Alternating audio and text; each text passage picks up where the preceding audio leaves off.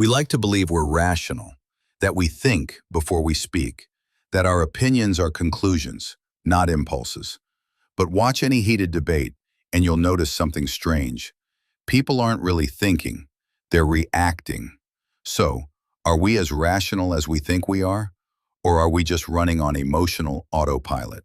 Welcome to On the Table, where reasoning deserves time and a little space to think.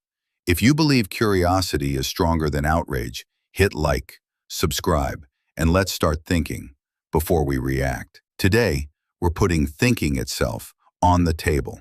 We like to believe we think through things carefully, logically, rationally, but the truth is, most of what we call thinking is just reacting. Every argument, every opinion, every belief usually begins with a spark, a feeling, and only afterward do we build the logic to justify it. Watch any heated debate and you'll notice something familiar.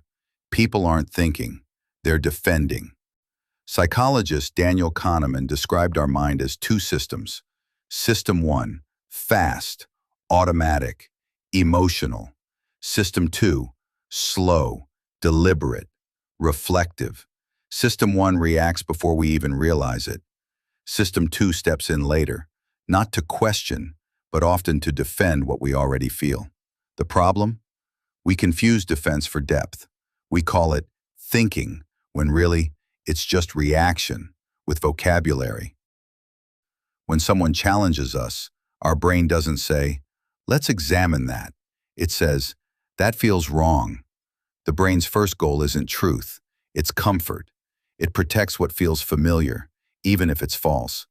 That's why Kahneman found, we don't reason to find truth, we reason to defend belief. Most people don't think to decide. They decide and then think to justify. Reaction comes first, reasoning comes second. Our minds are brilliant at explaining what we feel, not necessarily at examining it. That's why even intelligent people can hold unreasonable beliefs, because intelligence doesn't erase bias, it armors it. Online, reaction has become currency. The faster and louder you respond, the more the algorithm rewards you. Outrage feels like purpose, but really, it's performance. It replaces curiosity with certainty and conversation with conflict. The result? Everyone's talking, no one's thinking. Thinking is uncomfortable. It means holding tension between ideas. It's slower, quieter, uncertain. Reacting gives relief. Thinking gives reflection.